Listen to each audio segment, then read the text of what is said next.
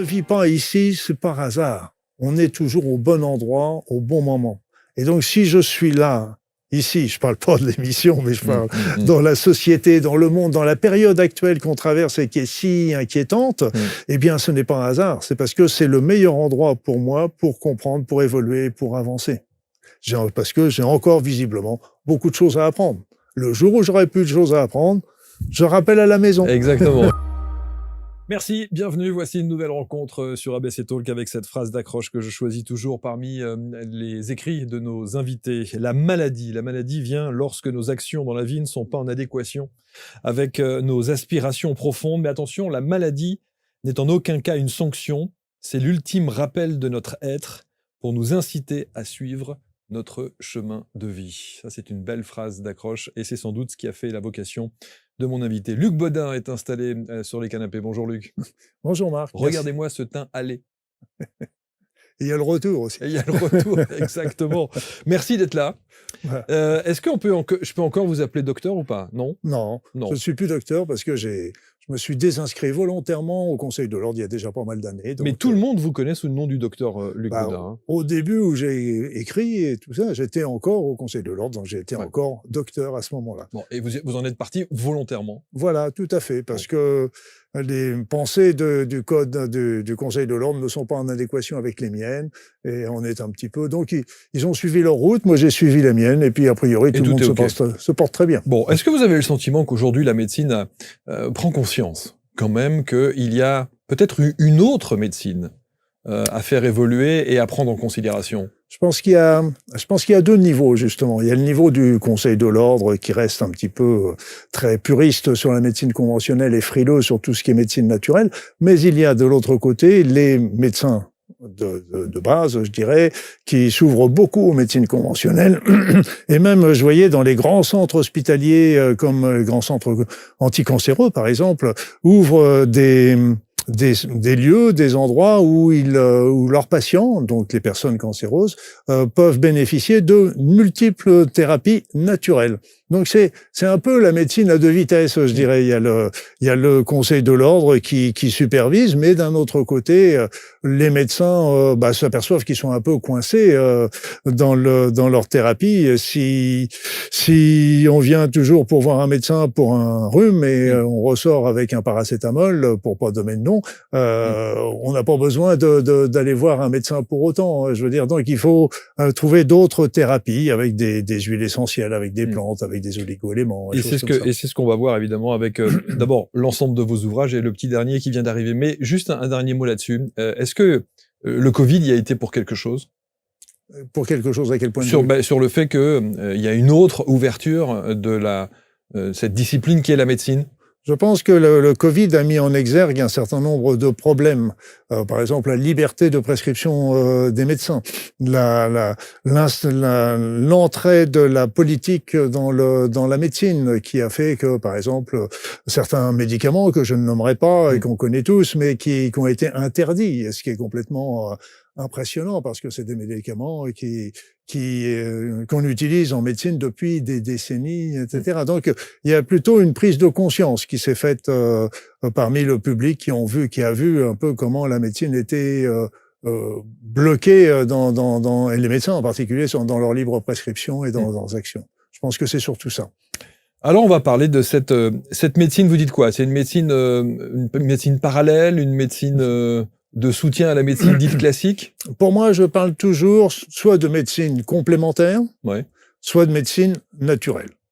Pourquoi je dis complémentaire? Parce qu'en fait, le problème des médecines naturelles est très simple. C'est que on a un manque cruel d'études sur les différentes thérapies, les différentes plantes, les différents traitements, etc.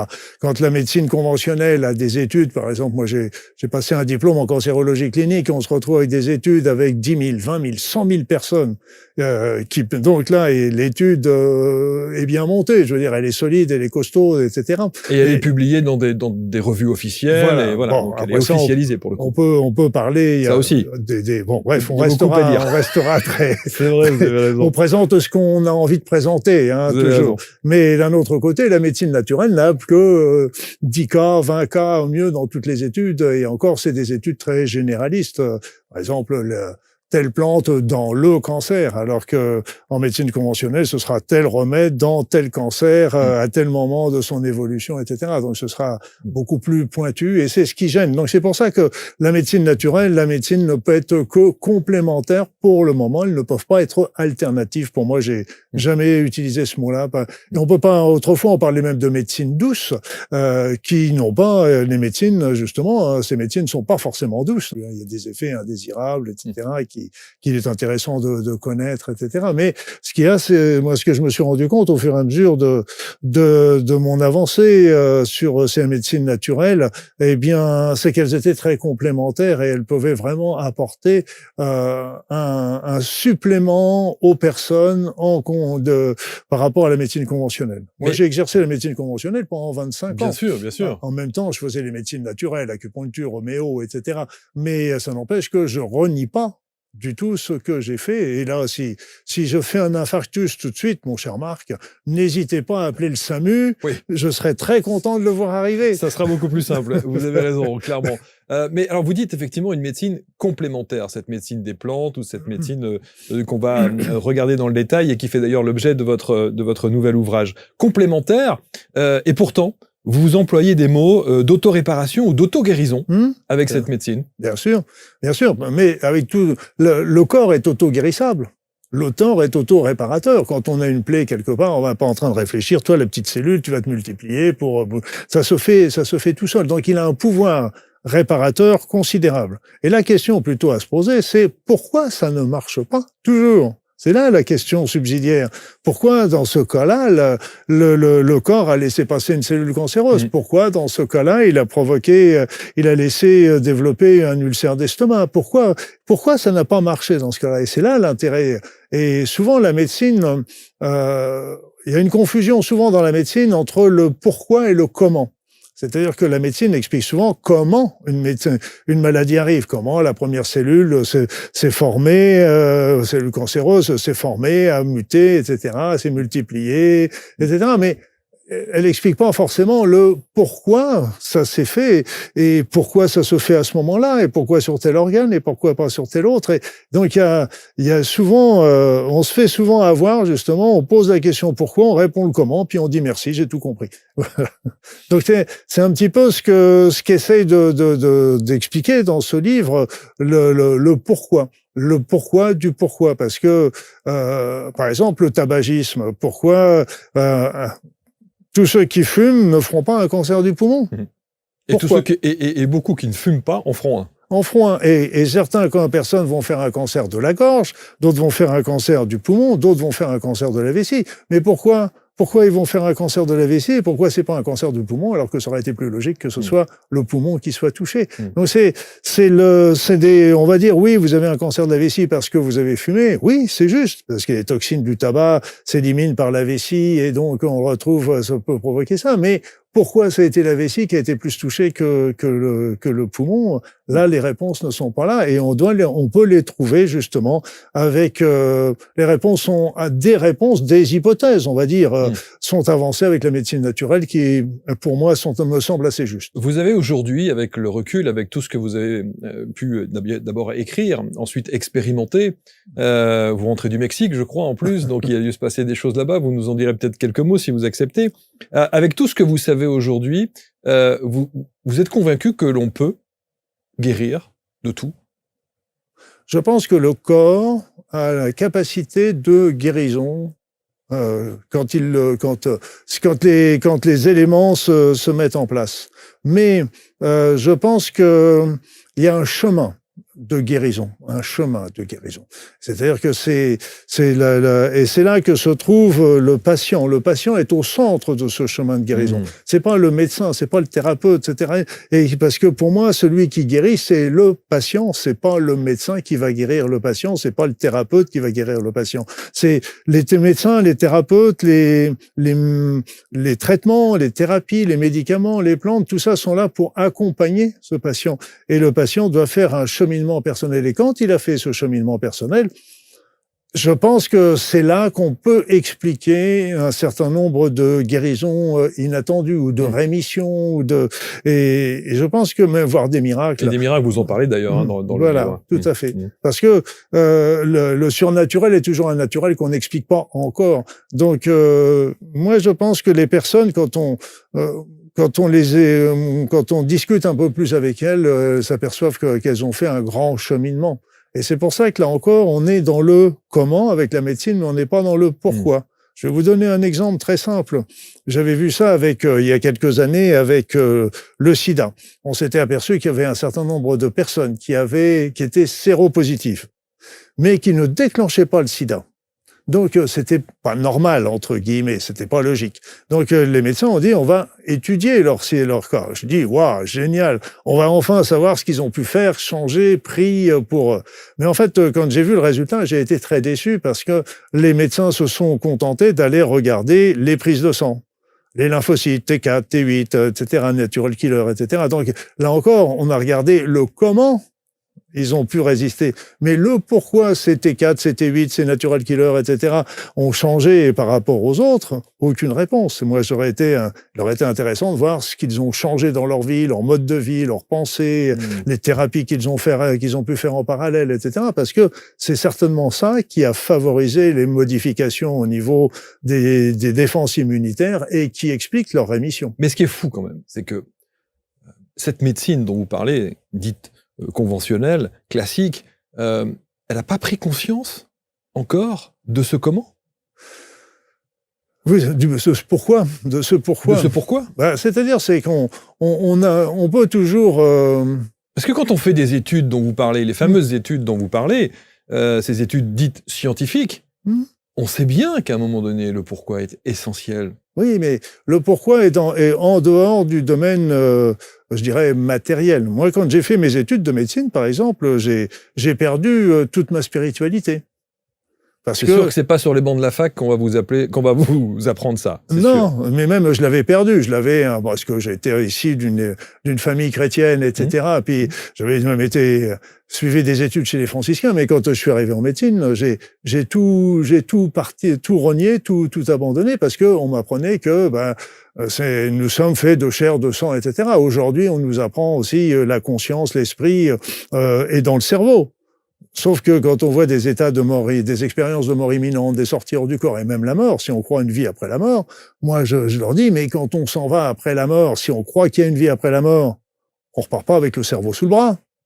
Donc ça veut dire que la conscience n'est pas dans le cerveau, elle est liée au cerveau parce que mais donc on ne parle pas de la même chose en médecine, je dirais la médecine officielle parce que beaucoup de médecins ont fait une évolution personnelle, spirituelle absolument remarquable et c'est pour ça que j'ai très confiance dans les nouvelles générations. C'est ce que j'allais vous demander, oui. Oui, parce que ils ont cette ouverture pour la plupart mais la plupart dans les autrement on reste purement et simplement sur le plan de la matière. Donc, on explique tout par la matière, c'est simplement les polluants, l'hérédité, etc. Mais on n'a pas le pourquoi des choses. Bon, je suis en train de me dire que ça fait presque un quart d'heure qu'on discute, j'ai même pas présenté votre livre. Mon Dieu, mon Dieu, mon Dieu. Luc Baudin, développez votre pouvoir guérisseur avec la puissance qui est en nous.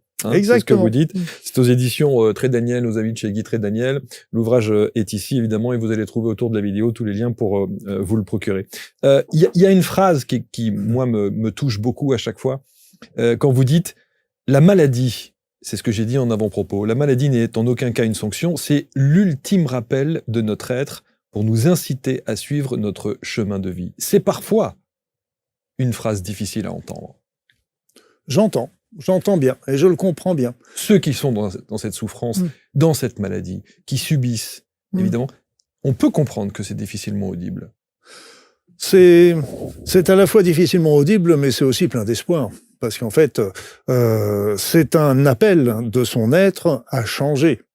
Et justement, à partir du moment où on entend l'appel, on comprend l'appel, on entend le sens de l'appel, à ce moment-là, on peut changer. Et si on change, là, on se met aussi sur ce chemin de guérison. Donc c'est déjà ce qu'il faut comprendre, c'est que c'est pas une punition, c'est pas dire c'est parce que t'as trop fumé, c'est parce que t'as fait des choix mauvais dans ta vie. Mais quand on a cette phrase, quand vous dites que c'est l'ultime rappel de notre être pour nous inciter à suivre notre chemin de vie, la première chose qu'on a envie de se dire, c'est « qu'est-ce que j'ai fait ?» C'est-à-dire, c'est très simple. C'est très simple. C'est que quand on arrive dans ce monde, dans cette société qu'on a choisi, donc pas non plus de rancœur par rapport à ça. On se retrouve dans une société matérialiste où on nous fait croire, miroiter que si on va être heureux, si on achète une grosse voiture, une grosse télévision, une grosse maison, etc., si on développe notre compte en banque, etc. Ce qui est bien que on s'éloigne de ce que nous sommes. On s'éloigne de nos rêves, on s'éloigne de nos aspirations, on s'éloigne de ce qu'on aimerait développer dans sa vie, parce qu'on veut répondre aux aspirations. Et alors, à ce moment-là, notre être intérieur souffre. Parce que on fait des choses, mais c'est pas ça qui nous fait le plus plaisir. On est dans la souffrance quelque part. Et donc, notre être va envoyer des messages. Qui sont souvent, ça peut être des intuitions, des ressentis, des impressions, etc. Mais comme la plupart du temps, on ne les entend pas, à ce moment-là, on va aller encore un petit peu plus loin. Ça va être des situations désagréables pour essayer de nous faire comprendre que, puis nous, qu'est-ce qu'on fait quand on a une situation désagréable? On la met de côté et puis on continue notre vie comme ça. Et ça revient comme ça. Ça va être des synchronicités qui vont arriver. Et après ça va même arriver par des petits messages dans le corps. Je veux dire, un lumbago, une douleur une irritation, une infection, etc. Et enfin, ça peut déclencher à ce moment-là une véritable maladie. Et c'est vrai que la maladie est chargée de nous guérir. C'est pas de moi d'ailleurs, qui est sorti ça. Je crois que c'est Jung qui a sorti quelque chose comme ça. Donc la maladie est là pour nous guérir, en fin de compte, pour nous faire comprendre qu'on est dans la souffrance, avant qu'on était dans un mal-être. D'ailleurs, ce mal-être lui-même peut favoriser les addictions, favoriser le tabagisme, l'alcoolisme, les drogues, etc. Donc on retombe sur les causes physiques de les choses. Et donc ce mal-être, et là il est là en train de nous dire il y a des choses à changer. Et il parle à travers le corps. Il y a un message, une symbolique. Ça va toucher tel organe plutôt que tel autre, etc. Il y a toute une symbolique par rapport à ça. Et donc de connaître la symbolique est bien, mais ça ne suffit pas. C'est encore de l'intellectuel. Ça veut dire qu'il faut changer en fonction d'eux. Mais si on change, c'est pas non plus quelque chose qui va être terrible pour nous, parce qu'en fin de compte, si on demande le changement qu'on nous demande, c'est le changement qui va nous retrouver vers la route du bonheur. C'est la route qui va répondre à nos aspirations. D'ailleurs, vous parlez du bonheur. Eh oui. Dans le livre. Vous savez, un petit exemple que j'avais lu, une étude qui avait été faite il y a une bonne dizaine d'années, si ce n'est plus. Eh bien, les personnes qui ont un but dans la vie, particulièrement les personnes âgées, eh bien, elles ont 2,8 fois moins de risque de faire un cancer, une maladie d'Alzheimer, pardon. Donc, si vous voulez, d'avoir un but, de répondre à son chemin de vie, etc., ça nous rend heureux. Et quand on est heureux, je dirais que tout glisse, tout va. Je dis pas que tout va bien, qu'il n'y a pas d'épreuves, qu'il n'y a pas des choses comme ça. Mais c'est surtout quand on s'éloigne de ce chemin, eh bien, à ce moment-là, on est malheureux. Regardez, faites un petit sondage des personnes pour savoir qui est satisfait de sa vie. Et si je vous pose la question? J'essaye. J'essaye de travailler dans ce sens-là, de répondre à mon être par rapport à... C'est ce que j'ai essayé de faire dans ma vie. Et comme je dis souvent, et c'est pas de moi non plus cette phrase-là, j'espère qu'au moins au jour de ma mort, j'aurai plus des souvenirs que des regrets. Voilà. Donc au moins, il y a des choses que j'ai envie de faire, je les tente. Voilà, ça marche, tant mieux, j'en suis content. Ça marche pas, tant pis, mais au moins j'ai essayé. Et j'aurai pas de regrets par rapport à ça. En général, si ça répond vraiment à son être, ça marche. Alors vous dites quand même, et c'est ce qu'on disait tout à l'heure, quand vous parlez d'auto-guérison, quand vous parlez bien sûr d'auto-réparation, vous parlez aussi de guérison totale. On peut espérer la guérison totale. Pour moi, il y a toujours l'espoir d'une guérison. Et moi, je pense qu'il faut... Alors évidemment, quand la personne est véritablement en fin de vie, etc., mais même là même, sans parler de guérison, j'ai vu des personnes qui avaient des cancers très, très évolués et qui, ont réussi à tenir pendant 1 semaine, 15 jours, 3 semaines, avec l'air du temps. Pratiquement, elles mangeaient rien, elles buvaient rien, etc. Mais elles attendaient une réunion familiale où tout le monde allait arriver. Ça montre la puissance de l'esprit qu'il peut y avoir, qui peut agir sur le corps. Et puis, il y a un élément qui est important aussi à comprendre et qui est très difficile. Là, c'est encore plus difficile que ce que vous disiez tout à l'heure. Parce que pour moi, notre mission, puisque c'est souvent employé, moi j'aime pas trop ce mot-là, c'est notre chemin de vie et toutes les expériences que nous devons vivre, qui sont parfois qualifiées d'épreuves, d'accord. Mais parce que c'est nous qui les qualifions d'épreuves. De notre personne la vivra beaucoup mieux que... Mais il se peut très bien que quand on a fini notre chemin de vie, c'est-à-dire quand on a expérimenté tous les éléments qu'on était venus faire sur cette terre, eh bien, on va partir. Comme je dis, il y a des petites ailes dans le dos qui nous poussent et on est rappelé à la maison. Et ce qui peut se passer, c'est que des personnes avec justement une maladie importante, vont comprendre, vont évoluer. Et ça pouvait être la dernière expérience qu'ils avaient à vivre dans cette vie. C'est bien qu'en fait, ils peuvent mourir, mais guéris. Ils seront guéris spirituellement, mais ils mourront physiquement parce qu'ils ont fini leur travail sur la terre. Et c'est tellement plus apaisant de penser ça. De croire. Mais on peut faire un deal. On fait un deal. Moi, j'en faisais avec mes patients. J'ai fait un deal personnellement aussi pour moi. Et ça a marché, a priori. Je suis en train d'essayer d'en faire un deuxième parce que les années passent. Mais on peut faire un deal avec la vie en disant, OK, si vous me guérissez, si vous me laissez la vie, si vous me permettez de vivre, etc., eh bien moi, je vais m'engager à faire d'en faire dans ma vie telle ou telle action altruiste. Mais une action qui nous répond, pas. Donc ça peut être aller soigner des personnes, aider les personnes âgées, donner de son temps, donner de sa personne. Voilà, exactement. Mais quelque chose qui nous répond, pas quelque chose d'intellectuel. Là encore, ça répond à notre corps. Et si on pose ce deal, là encore, on remet un but.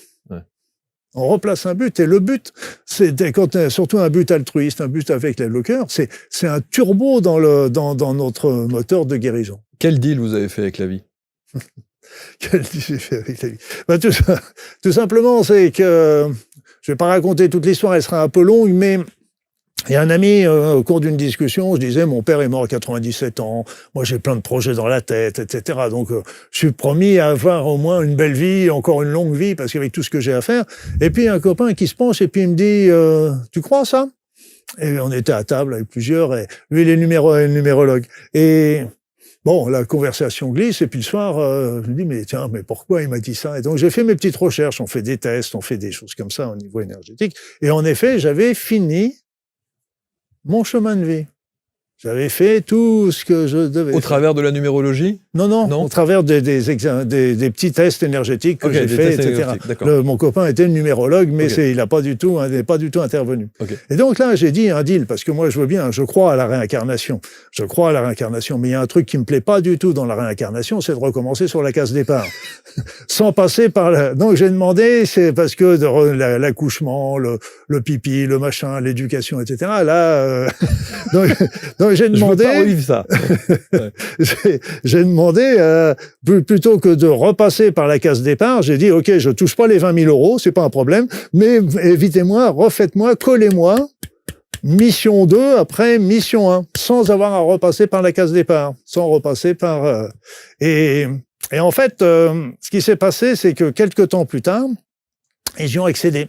Et en fait, j'étais sur la route et à un moment, j'ai perdu le contrôle de mon véhicule sans aucune raison, parce que je roulais en plus à 50, 60, je suivais les autres voitures, il n'y avait pas du tout. Et il y avait des voitures en face, donc, et sans aucune raison non plus, j'ai réussi à remettre la voiture dans la ligne. Et là, j'ai une petite voix qui m'a dit, là, tu vois, Luc, c'était là que tu devais mourir.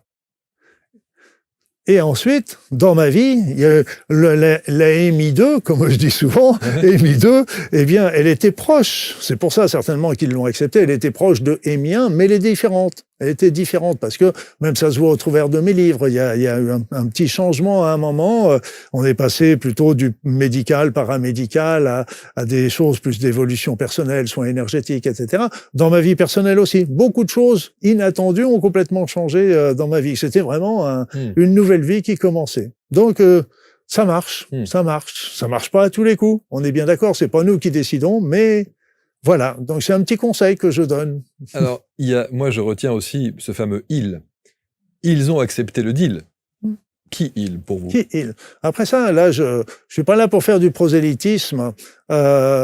Chacun trouvera sa réponse. Évidemment, mais la vôtre. La vôtre. Chacun trouvera sa réponse, en sens que, bien sûr, on peut se dire c'est le divin, la source, etc. Ça peut être les êtres de lumière, les guides, etc. Ça peut être, pour ceux qui croient pas à tout ça, on peut dire c'est la vie. C'est l'univers, etc. Si on croit toujours pas à tout ça, on peut toujours dire aussi c'est mon être intérieur. C'est moi qui ai choisi, ok, j'ai recollé quelque chose, c'est peut être mon moi, mon surmoi, mon conscient, mon inconscient, enfin, chacun trouve la réponse par rapport. Mais ce que je peux dire simplement, c'est qu'on n'a pas besoin de nommer à qui on va le demander. C'est que ça marche très bien sans avoir à se prendre la tête de savoir à qui on le demande. Voilà. Quand moi je vous connais bien au travers évidemment de tout ce que toutes les émissions que vous proposez, toutes les masterclass que vous proposez, toutes les formations que vous proposez, et vous êtes omniprésent sur ces sujets-là, et vous faites partie de ces rares médecins à avoir osé effectivement dire les choses et bifurquer complètement pour être en adéquation et aligné évidemment avec voilà ce que vous pensez, ce que vous aviez envie de préconiser à ceux qui vous suivent. Je me suis souvent posé la question de savoir si aujourd'hui vous avez des regrets sur ce que le parcours, la première partie de vie en tant que médecin, vous avez pu avoir. Est-ce que vous avez regretté des choses? Sincèrement, j'ai pas de regrets. Sincèrement, j'ai pas de regrets. Ça peut être des regrets de choses plus personnelles, peut-être. Oui, sans doute. Mais sur votre évolution professionnelle, sur vos décisions professionnelles. Aucun regret. Aucun regret. Je suis très heureux, très fier de tout ce que j'ai pu faire pendant 25 ans. C'était une médecine merveilleuse que j'ai exercée parce que c'était une médecine de famille. Donc on soignait la famille, on soignait les parents, les enfants, les cousins, etc. On connaissait tout, on était invités au mariage, aux communions. C'était plus qu'une médecine d'ailleurs. Hein. Vous étiez le psy, vous étiez aussi le confident, vous étiez tout ça. C'était merveilleux, mais c'était une grosse charge de travail, je vous cache pas, parce que il y avait beaucoup de consultations, il y avait les gardes de nuit, les gardes de week-end, les formations, etc. Et en plus de ça, je faisais mes formations en médecine naturelle, mais pour moi, c'était presque un plaisir. Et c'est justement le jour où ça a commencé à ne plus être un plaisir et que j'ai vu que la médecine commençait à changer avec les ordinateurs, avec un certain nombre de réformes, etc., que les patients ont changé également. Les patients, au début, ils étaient très respectueux. Par exemple, il y avait beaucoup au départ des patients qui me disaient oui, il était malade, il était pas bien, mais on voulait pas vous déranger, docteur. Hein, donc on a attendu un petit peu voir si c'était vraiment utile. Après, aujourd'hui, c'est plutôt l'inverse. Je viens vous voir, j'ai commencé à voir, est-ce que vous pouvez me faire un arrêt de travail et choses comme ça. Donc on commençait même quand je faisais des gardes de nuit, on me réveillait à 3h du matin pour une simple grippe, mais c'était parce que si je venais à 3h du matin, je leur donnais leur remède, je refaisais l'arrêt de travail qu'ils n'avaient plus qu'à donner au patron le lendemain. Et il y avait même plus le respect de se dire moi je travaille à 3h du matin, mais je reprends mon boulot à 8h. Alors, on a bien compris, même ceux qui ne vous connaissent pas et qui auraient hiberné pendant quelques années, voilà, et qui vous découvrent aujourd'hui sur ABC, on sent votre dimension spirituelle qui est quand même très très présente, parce que vous êtes je le disais, un ancien médecin expérimentateur. Vous avez testé des choses. Et j'arrête pas de tester. Et vous n'arrêtez pas de tester, et vous allez aux quatre coins du monde pour aller vous rendre compte et faire les choses par vous-même. Vous parlez aussi de chamanisme. Vous dites que vous connaissez le chamanisme parce que vous êtes chaman. Vous vous considérez comme chaman? Ah non, je me considère pas comme chaman. Ah, vous dites quand même, sur le chamanisme, vous dites, ouais, je connais bien Alors j'ai noté ça, je connais bien le chamanisme, et c'est quelque chose, visiblement, que je pratique. Que vous pratiquez. Que je pratique personnellement. Oui. Personnellement. Mais donc, vous avez été adoubé comme chaman? Oui, tout à fait. Enfin, j'étais adoubé. Vous êtes chaman? J'ai fait... Il n'y a pas de diplôme en ce genre de choses. Mais en général, beaucoup de gens vont, par exemple, dans d'autres contrées comme la Mongolie, et vont rencontrer d'autres chamans qui valident le fait qu'ils le sont eux-mêmes. C'était votre cas? Je peux pas le dire, je peux pas dire ça, mais j'ai rencontré beaucoup des chamans et que j'ai beaucoup apprécié d'ailleurs parce qu'on était véritablement sur la même longueur d'onde, en particulier à Hawaï, etc. Et j'aimais beaucoup, c'était leur intransigeance et leur intégrité. Et donc on était vraiment sur la même longueur d'onde et on était vraiment et je peux raconter une petite histoire d'ailleurs sur le chamanisme parce que j'ai toujours utilisé en plus le chamanisme sans les petites herbes qui font rire. Aujourd'hui, on en a supplément. On en a plus besoin aujourd'hui, mais ça n'empêche que là, c'est le TGV quand on prend la fameuse plante qui est interdite. Mais là aussi, on y va on ne sait pas où on va, hein, et même il y a intérêt d'être bien accompagné parce que quand je vois des chamans qui font venir les touristes pour faire ça, moi je suis outré par ça. Il y a un vrai chaman ne fera jamais ça, jamais. Donc il faut montrer patte blanche, etc. Et quand j'ai été initié au chamanisme, au bout d'un petit moment, je voyageais, on a des choses initiatiques que j'ai racontées un peu au travers de mes livres ou de mes romans, etc. Et on passe des épreuves initiatiques qu'on accepte ou qu'on n'accepte pas. Si on les accepte pas, on revient à la case départ et personne. Mais si on continue, il y a un lâcher-prise important. Mais au bout d'un moment, on voyage, on fait des choses et puis on se dit, bon, attends, est-ce que j'ai pas fumé la moquette quand je vois ça, quand je vois des trucs comme ça? On peut douter, oui. Oui, il faut toujours, le cerveau gauche travaille là-dessus. Il est raisonnable, et c'est bien. Mais ce qui s'est passé, c'est que le chaman avec qui j'ai été adoubé, on va dire ça, où j'ai été initié plus exactement, eh bien, avait réuni un certain nombre de ses élèves en plein Sahara pour faire toute une semaine de chamanisme tous ensemble. Donc me voilà arrivé dans le Sahara, on était une quinzaine de personnes qui ne se connaissaient ni d'Ève ni d'Adam, et qui venaient un peu de toute la France, etc. Et le chaman, le deuxième jour, il nous a dit « Je vais vous demander quelque chose dont on n'a pas le droit de faire en général, parce que c'est secret, c'est personnel, mais je vais vous demander de nommer tous votre animal guide, votre animal totem. » Ce qui s'est passé, c'est que nous étions 15, et nous avions tous les 15 le même animal totem. Waouh! Et ce qui s'est passé pour les autres, comme pour moi, c'est quelques semaines avant la réunion, on m'a dit, quand je faisais mes voyages chamaniques, c'est plus lui qui sera ton guide, c'est elle. Et vous, dans le monde chamanique, on n'a pas le droit de discuter. Oui, mais j'aimais bien l'autre, vous pourriez pas me le laisser encore un peu? Non, là, pum, ça tombe comme ça. Et donc, on a tous changé de guide pour avoir tous ce même guide qui était le cobra. Donc c'est votre animal totem. C'était. Parce que je suis retourné après, je suis retourné à l'habituel. Et quelle était la signification du cobra? Le cobra est tout. J'ai pas trop creusé la chose. J'ai pas trop été parce que là encore les significations sont très variées et variables par rapport à ça. Là, je pourrais pas vous dire sérieusement. Alors, ce livre, Luc Baudin, Développer votre pouvoir guérisseur, la puissance est en vous. Vous passez en revue toutes ces médecines, enfin une grande partie des médecines dites parallèles, complémentaires. Complémentaires. Je sais que vous préférez le mot complémentaire. On parle de phytothérapie, d'aromathérapie, on parle d'homéopathie évidemment. Quelle est celle qui vous a le plus surpris dans son efficacité? Donc là, j'ai fait... Dans ce livre, j'ai refait à la fois, j'ai repassé en revue, comme vous dites, un grand nombre de thérapies, une grande partie des formations, pas toutes, mais j'ai indiqué celles qui m'étaient particulièrement pertinentes, intéressantes et qui sont peu connues. Et avec des témoignages. Avec des témoignages, et puis c'est surtout, ça montrait aussi mon évolution de pensée qui a été pour rejoindre un peu la médecine spirituelle. Et en fait, pour répondre à votre question par rapport à ces thérapies, je veux dire qu'il y a des patients qui arrivaient avec des problèmes compliqués. Donc, je travaillais, il y avait une question d'ailleurs que j'aimais bien leur poser, c'était qu'est-ce qui s'est passé dans votre vie dans les 3 mois précédant l'apparition des premiers symptômes? Parce que ça, c'est le facteur déclenchant. Déclenchant, pas la cause, facteur déclenchant. Mais il est très intéressant. Alors, ça peut être une maladie, ça peut être la prise d'un médicament, ça peut être la prise d'un vaccin, ça peut être la prise d'un choc émotionnel, ça peut être tout ce qu'on veut. Et pourquoi 3 mois? Constatation. Ça peut être un peu plus, mais c'est vraiment, même dans les maladies cancéreuses, souvent, c'est pile poil 3 mois. D'accord. pile poil 3 mois.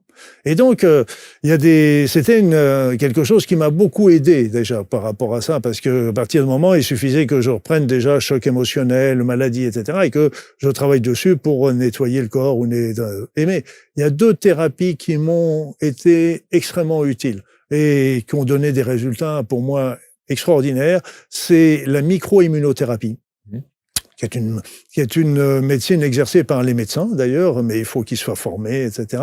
Et là, ça permet de rechercher, on retrouve ça dans un grand nombre de maladies, des causes infectieuses. C'est-à-dire que, par exemple, on le voit par exemple avec la varicelle, on fait la varicelle étant gamin, on garde le virus. Et puis, quelques décennies plus tard, on va déclencher un zona, par exemple. Mais il y a bien des maladies où la maladie va guérir, mais le germe, la bactérie, le virus, va demeurer dans le corps.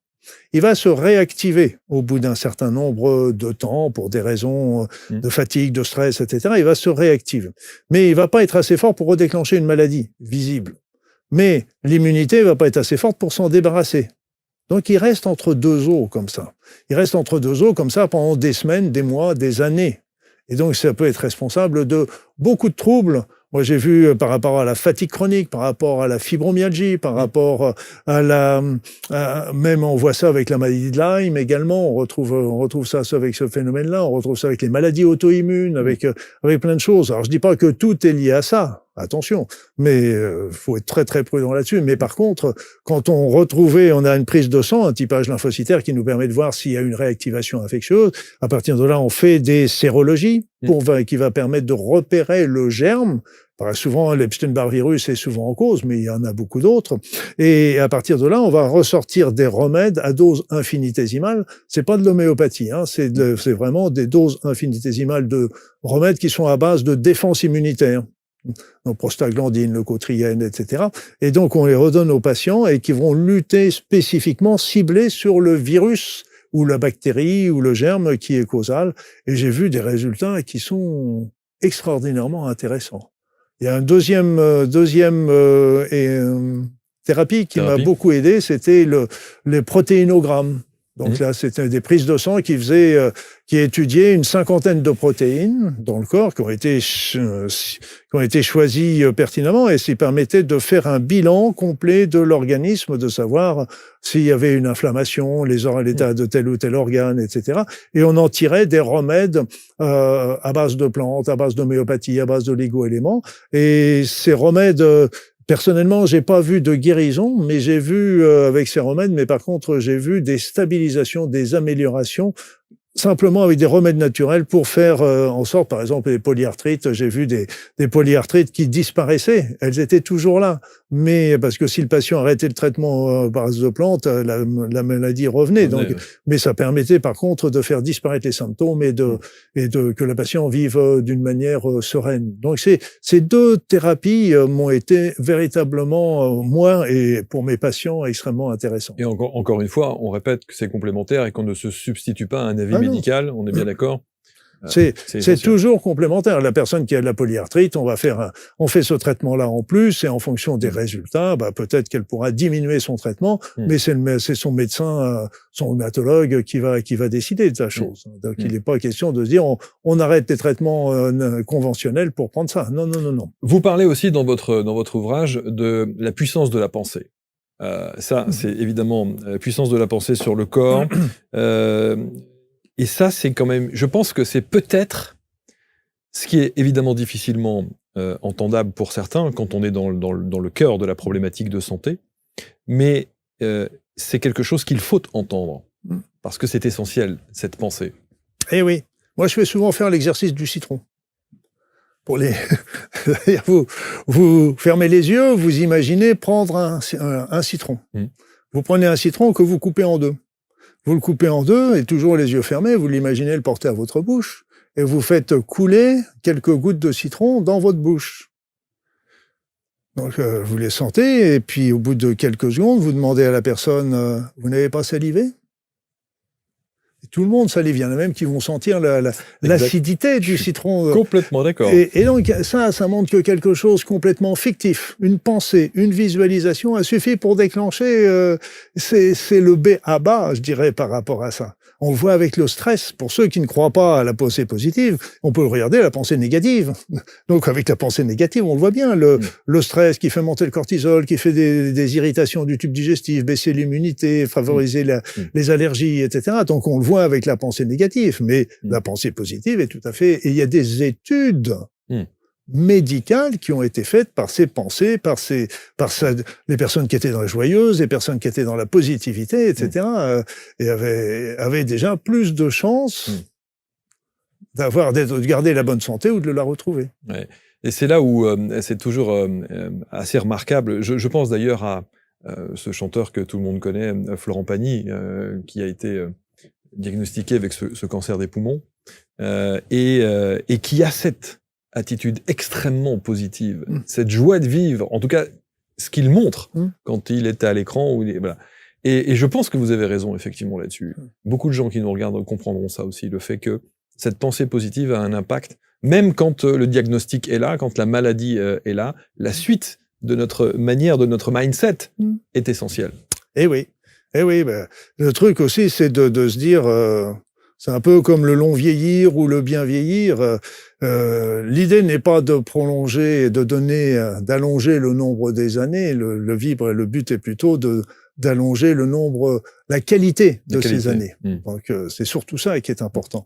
Et un peu dans les histoires cancéreuses, j'ai vu vraiment aussi des résultats impressionnants avec des soins énergétiques également. Donc, qui permettait d'obtenir des régressions au niveau de la taille de la tumeur, quand c'était superficiel, comme à la gorge, au niveau d'un sein. Et ce n'était pas une alternative non plus, parce que les personnes allaient se faire opérer. Ça, pour moi, c'était une évidence, c'était une nécessité. Mais seulement, il est évident que si on arrive à diminuer la taille de la tumeur, à diminuer un petit peu tout ce qui est infiltrant, etc., la chirurgie était beaucoup plus facile après par rapport à ça. Et c'est pour ça que c'est des choses qui sont complémentaires. Les médecines naturelles, par exemple, peuvent améliorer, éviter certains effets secondaires, des chimios, des choses comme ça. Elles vont même potentialiser l'effet de certains traitements, chimiothérapie ou radiothérapie. Et puis en plus, elles ont aussi des possibilité d'agir sur la tumeur proprement dite, en complément toujours de ça. Donc c'était pour ça que j'avais souvent un peu de peine de me dire, quand je voyais, comme ils savaient que j'étais formé en cancérologie clinique, il y avait beaucoup de patients qui venaient, mais souvent les patients me disaient, on a fait les médecines conventionnelles et ça a échoué, donc on vient vous voir. Donc ça, je le comprends. On remonte les manches et puis on y va, on fonce, on essaye de trouver des solutions, mais on a perdu du temps. Et donc, si on arrive à faire les choses concomitamment, c'est-à-dire faire les traitements conventionnels et chimio et après faire les traitements conventionnels, en même temps travailler justement sur le côté psychologique, lever le stress, lever le choc émotionnel, simplement du diagnostic déjà. C'est vrai. Simplement du diagnostic. Mais là, il a la pédagogie de vos confrères, de vos ex-confrères. Il y a beaucoup à dire aussi là-dessus. Il y a du pour et du contre. Parce que le choc émotionnel de l'annonce, normalement, on sait faire ou on sait pas faire quand on est médecin. Il y a toujours des personnes qui sont plus douées que d'autres, mais le fait est que il y a quand même normalement un temps. Il y a une consultation spéciale normalement qui est prolongée, qui est sur une longue durée pour justement laisser au patient assimiler. On lui conseille toujours de venir avec une personne de confiance parce qu'on sait très bien que quand on annonce ça, boum, le cerveau il est complètement disjoncté. Il est important qu'il y ait une autre personne qui prenne des notes, qui entende, etc. Et là encore, mais ce qu'il faut savoir, c'est que on a aussi cette approche-là en Occident. Par exemple, si la notion d'une annonce d'un cancer dans certains pays africains, ce ne sera pas du tout le même choc, parce que ça fait partie un petit peu de la vie, ça fait partie des autres maladies. Tandis que nous, ça nous représente vraiment quelque chose qui, juste derrière, on se dit, est-ce que je vais vivre? Ouais, c'est ça. Est-ce que je vais survivre? Est-ce que? Et donc, c'est ce qui est logique. Mais on pourrait se dire la même chose aussi. Pourquoi on se pose pas les mêmes questions quand on a une maladie cardiaque ou quand d'autres maladies sont aussi graves, peut-être pas autant, mais quand même pas mal. Mais ça, c'est vrai quand on est estampillé, quand le mot est là, quand il est dit. Ah oui, et les personnes le disent bien. Hein. Il y a une vie avant et une vie après. Bien sûr. Alors, vous parlez effectivement, on disait tout à l'heure, le bonheur, l'optimisme, la joie sont des thématiques que vous apportez quand on parlait de la pensée positive avant et après l'annonce. C'est une chose évidemment essentielle. Et puis il y a d'autres thérapies, d'autres études dont vous parlez. Je pensais par exemple les ondes scalaires. Je sais pas ce que c'était que ça. Ah, les ondes scalaires. C'est vrai que tout ce que j'annonce, parce que on va parler peut-être de la prière, on va parler de la spiritualité, on va parler de la joie, des pensées positives, etc. Tout ce que c'est pas des élucubrations de Luc Bodin, c'est-à-dire c'est que j'avance aussi un certain nombre d'études, de choses comme ça qui ont montré. Oui, quand je dis que vous êtes un expérimentateur, c'est que non seulement vous avez expérimenté, mais vous avez été au contact évidemment de tous ceux et celles que vous avez accompagnés et vous avez recueilli tous ces témoignages. Oui, mais au-delà des témoignages, il y a aussi les études. Les études, bien sûr. Les études médicales qui ont été faites et qui ont été... Donc, avec mon explication, j'ai perdu votre question. Non. La question, c'est sur les ondes scalaires, par exemple. Ah, les ondes scalaires. De tout ce dont vous parlez, parce que il y en a vraiment beaucoup. Et il faut regarder ça, il faut lire ça attentivement. Mais les ondes scalaires, je savais même pas ce que c'était. Ah, les ondes scalaires, sont des ondes qui sont très liées avec des particules qui sont en pleine étude actuellement, les neutrinos. Les neutrinos, on serait bombardé de millions de neutrinos par centimètre carré et par seconde. Et donc, des neutrinos sont des particules qui sont très chargées d'énergie, qui seraient capables de se déplacer à des grandes vitesses, peut-être même au-delà de la vitesse de la lumière, bon, peu importe, mais sur des très longues distances. Et ça, c'est des ondes qui sont très saines pour notre santé. Et quelle est la différence entre les ondes scalaires et les ondes qu'on connaît habituellement, les ondes électromagnétiques? Les ondes électromagnétiques, on sait que c'est les ondes sinusoïdales. Et tandis que là, les ondes scalaires, elles ont des formes spiroïdes. Et spiroïdes, c'est des ondes cette forme spiroïde est très proche des ondes de l'ADN, des protéines avant qu'elles soient repliquées, etc. Donc c'est vraiment une forme de la vie aussi. Hein. Et ces ondes sont très importantes pour notre vie et sont très importantes également pour les soins. Et ce qu'on n'a pas conscience, nous, c'est que on a besoin des énergies pour vivre. C'est-à-dire qu'ils avaient une triste étude qui avait été faite sur des lapins qui avaient été mis dans une cage plombée. Ils avaient été nourris, logés, blanchis, comme je dis souvent, mais comme d'habitude. Seulement, ils étaient dans cette cage plombée. Et dans cette cage plombée, ça veut dire qu'ils s'étaient coupés des énergies environnementales. Ils ne recevaient plus d'énergie environnementale. Eh bien, ils sont tous morts au bout d'une semaine, 10 jours, je ne sais plus exactement. Parce que nous utilisons cette énergie sans nous en apercevoir. Et parmi ces énergies, il y en a une qui est très importante, sont ces énergies scalaires qui seraient des énergies de la guérison. Les magnétiseurs, quand ils transmettent l'énergie, ils transmettraient beaucoup d'ondes scalaires. Tout l'environnement fabrique des ondes scalaires et nous les envoie. Nous fabriquons aussi des ondes scalaires et nous les envoyons à l'environnement. Donc c'est des ondes, il commence à y avoir des études, même des appareils qui commencent à être proposés sur ce genre de choses. Je dirais, je suis très prudent sur les appareils et sur ce comme ça parce que... Et alors ces ondes positives, alors vous avez parlé du magnétisme évidemment, où est-ce que, dans quel autre domaine on les trouve? Pour les capter, très bonne question. Pour les capter, de toute façon, on les reçoit comment? Mais en faisant de la méditation, du yoga, des moments de recueillement. Quand on est dans le ici maintenant, quand on se prend des petits moments pour écouter de la musique tranquillement, quand on fait des activités artistiques, quand on se balade dans la nature, là, on va recueillir encore davantage d'ondes scalaires. On imagine. Il y en a qui ont avancé l'idée que ces ondes scalaires, les ondes qui nous nourrissent, parmi elles, 50% seraient des ondes scalaires. Bon, ce serait pas négligeable du tout. C'est des ondes qui sont beaucoup à l'étude, je vous dis, en rapport avec les neutrinos. Là, on est en train de rechercher quelle est la masse. C'est la dernière particule, on n'a pas encore réussi à trouver sa masse, à trouver son poids. Donc, et qui se heurte peut-être aussi à la 5G, qui est une autre source d'ondes, mais c'est pas les mêmes. La 5G, c'est toujours une question de fréquence. Oui, on est bien d'accord. Oui, on est bien d'accord. On a parlé du bonheur, on a parlé... Alors, la prière. La prière, là aussi, il y a une dimension vibratoire. Eh oui. Pour moi, il y a 3 types de prières. Il y a les prières de guérison, un peu comme la prière du feu. Je dirais qu'il ne faut pas s'arrêter au texte, il faut s'arrêter à l'intention qui est derrière le texte du thérapeute.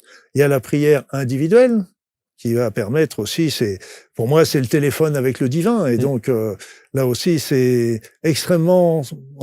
Il y a des études qui ont été montrées, par exemple, que les personnes qui pratiquent une religion ont déjà une meilleure qualité de vie, moins de maladies et une meilleure longévité. Donc, et vous faites un corollaire entre la pratique d'une religion avec avoir la foi? Avoir la foi, pour moi, religion, spiritualité... c'est la même chose? C'est pas la même chose, en ce sens que la religion nous donne un cadre. Non, mais vous dites, il y a religion, foi, spiritualité?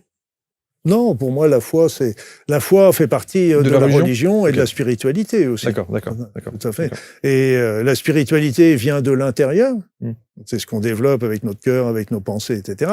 La religion vient de l'extérieur, avec les règles, Alors je dirais que chacun a son chemin à faire. Il n'y a pas de mauvais chemin. Ce qui est sûr, c'est que la religion a été très utile pendant des siècles, voire des millénaires, parce qu'elle a recadré un peu les populations. Mais avec l'évolution qu'il y a actuellement, elle n'est plus indispensable. Bien, on peut vraiment développer sa propre spiritualité. Et moi, comme je disais, j'étais dans le monde chrétien auparavant. J'ai abandonné tout ça avec mes études de médecine, mais après, j'ai retourné vers la spiritualité, non pas vers la religion. Alors, je vous ai coupé sur les 3 prières, les 3 types de prières. Donc, prière de guérison. Individuelle. Les prières individuelles et les prières de groupe. Et là, je peux vous dire que c'est impressionnant parce que il y a des résultats. Moi, j'avais eu l'occasion de rencontrer Maggie Lebrun, qui travaillait qui était à Grenoble, si je me souviens bien, et qui réunissait des groupes comme ça. J'étais venu plusieurs fois à la fin de l'année où il y avait 500 personnes qui venaient et des personnes qui venaient sur lesquelles on priait, etc. Et l'énergie qui était développée, il y avait toutes les religions, il y avait même des athées qui venaient simplement pour envoyer, il y avait tous les âges également, mais il y avait une énergie mais qui était à couper au couteau. Et je veux dire que toutes les personnes malades qui bénéficiaient repartaient avec la banane.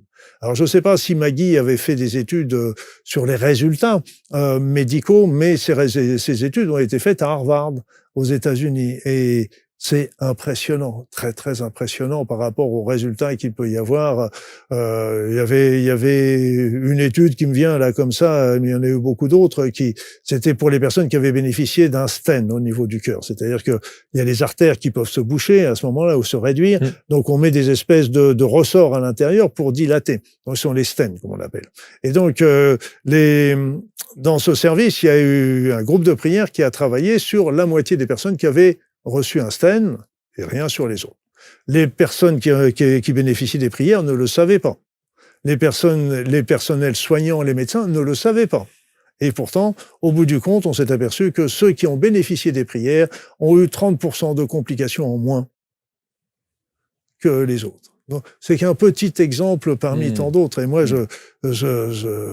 j'ai un ami qui a travaillé aussi beaucoup c'était un neuropsychiatre et il avait créé un petit groupe avec 5-6 comme ça et il me dit mais j'ai vu des résultats sur des enfants qui normalement c'était pas normal, c'était pas logique l'évolution bénéfique qu'ils ont eue à la suite de ça. Et je lui dis mais note tout ça, prends les notes et prends tout ça parce que c'est passionnant et il faudrait pratiquement un groupe de prière dans tous les hôpitaux. Les miracles. Vous en parlez aussi des miracles. Les miracles, là aussi, c'est intéressant. Parce que j'en ai un qui m'a... Le principal miracle, par exemple, de Lourdes, ou n'importe quel lieu saint, peu importe. Hein. J'aurais donné Lourdes, mais j'aurais pu donner n'importe quel autre. Le principal miracle, il est très souvent oublié d'ailleurs, c'est que les personnes viennent. D'abord, ce qui est amusant, c'est qu'on est dans une société laïque. On est dans une médecine sans machin, etc.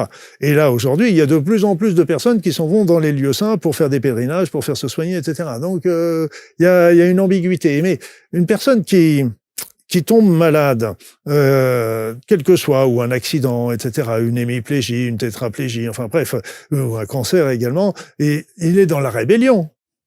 pourquoi moi, c'est trop injuste, et trop, c'est pas possible, etc. Ce qui est logique, on serait tous pareils, on continuerait à voir la vie qui tourne autour de nous, et nous,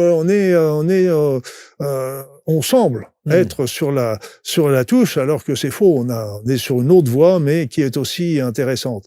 Et là, le fait d'aller sur un lieu saint, eh bien, on retombe sur on voit tout plein de malades autour de nous, dont certains qui sont dans des situations bien plus graves, bien plus compliquées, bien plus anciennes, etc. Donc, d'un seul coup, il y a une acceptation de la maladie.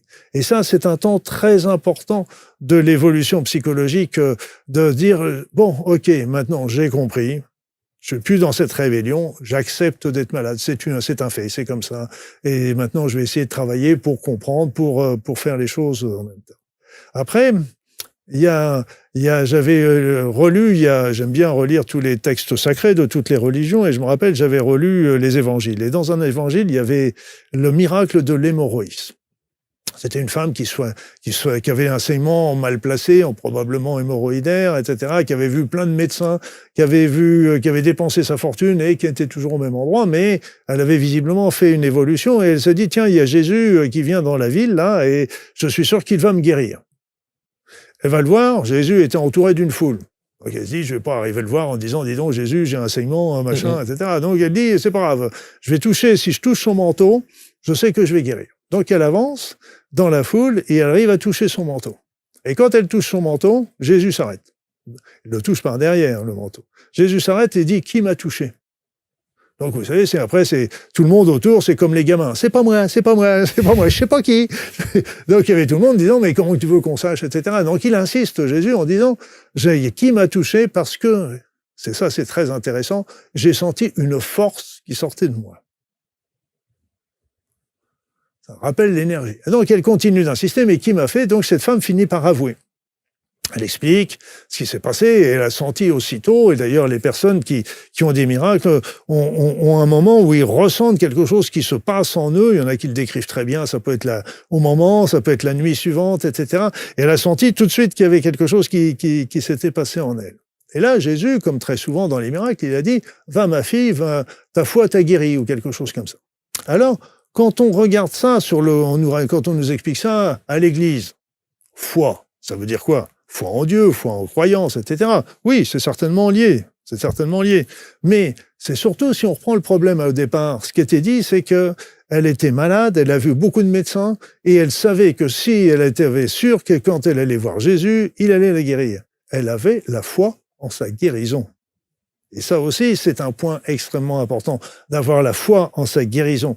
Et donc, c'est la foi en Dieu, c'est bien. Mais donc, c'est pour ça que Jésus, c'est pas pour minimiser son action, parce que c'est un être que je respecte et que j'aime beaucoup, etc. Mais Jésus a été, quelque part, celui qui a apporté la dernière touche dans son chemin de guérison.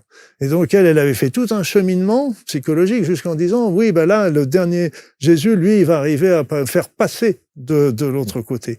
Donc, il avait fait tout un cheminement, et Jésus, et c'est pour ça qu'il y a quand on accompagne un patient, j'entends de personnes de temps en temps, des magnétiseurs qui me disent, ah tiens, j'ai vu un patient, il avait un cancer, je l'ai guéri. On dit, mais quelle prétention, déjà, de dire une chose pareille. Quelle prétention. Mais c'est pas lui qui l'a guéri, c'est la personne qui l'a guéri. Mais peut-être que lui est arrivé et était la dernière touche du tableau, et qui a fait basculer la personne dans la guérison. Voilà. Donc c'est pour ça que je crois que c'était Saint Jean de la Croix qui disait, le surnaturel est un naturel qu'on n'explique pas encore. Et donc, je pense que là aussi, mais ça nous montre, quelque part, si ce que je dis est juste, la personne avait la foi en sa guérison, et en fait, ça montre le pouvoir de guérison, d'auto-guérison, d'auto-réparation du corps. C'est passionnant de vous écouter, et c'est pour ça que vous avez autant de succès au travers de vos ouvrages. Vous savez combien vous avez écrit de livres? J'en ai quelques-uns qui m'ont raconté 38, 40, 50, parce qu'il y en a certains qui ont été réédités, republiés, remasterisés. Apparemment, il y en aurait plus de 73. Vous me dites ça pendant que je suis assis, vous avez raison. 73, dont 38 d'ailleurs, chez nos amis de chez Très Daniel. Oui. Donc je remercie évidemment les éditions, Guy, Claudia et toute la famille Très Daniel. On va mettre autour de la vidéo tous les liens pour que vous puissiez évidemment avoir l'intégralité de l'actualité de Luc, parce que vous êtes extrêmement productif, ça c'est le moins qu'on puisse dire.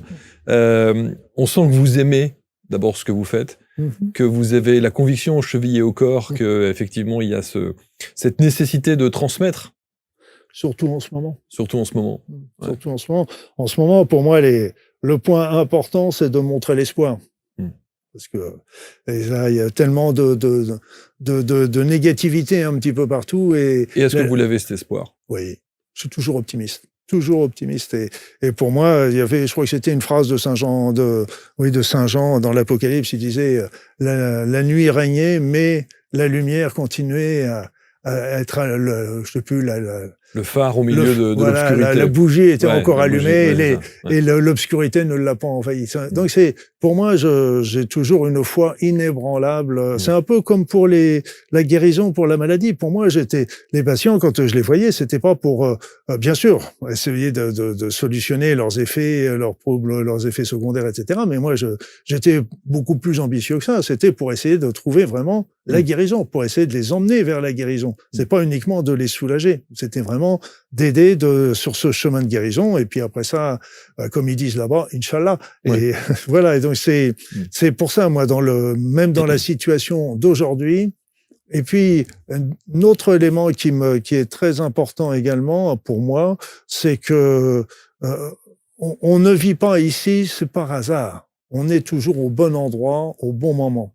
Et donc si je suis là, ici, je parle pas de l'émission, mais je parle dans la société, dans le monde, dans la période actuelle qu'on traverse et qui est si inquiétante, eh bien, ce n'est pas un hasard. C'est parce que c'est le meilleur endroit pour moi pour comprendre, pour évoluer, pour avancer. Parce que j'ai encore visiblement beaucoup de choses à apprendre. Le jour où j'aurai plus de choses à apprendre, je rappelle à la maison. Exactement, il y a de fortes chances. Vous disiez que vous étiez souvent par Mons et par Vaux à l'étranger. Oui, j'adore. Vous rentrez du Mexique? Oui. Bon, vous êtes allé expérimenter quelque chose? Pas grand-chose. Pas grand-chose. Pas grand-chose. Là, c'était plutôt un peu la pause, parce que l'été, justement, j'avais pas eu de pause cet été, et c'était justement une période, on s'est dit, bon, j'ai été visiter un peu les temples mayas. Qui reste une terre particulière, hein, quand même, le Mexique. Oui, mais là, qui est particulière, oui, vous avez raison, en sens que là, j'ai été voir Chichen Itza, etc., et c'est vrai qu'on sent encore ces énergies de massacre, de sang, de tristesse. J'ai eu encore beaucoup de travail pour essayer de nettoyer. Hein. Je n'ai pas tout nettoyé parce que ce serait prétentieux de dire une chose comme ça. Mais il y a peut-être une question qu'on vous a jamais posée, que je vais peut-être oser vous poser. Est-ce que vous êtes médium? Qu'est-ce que c'est un médium?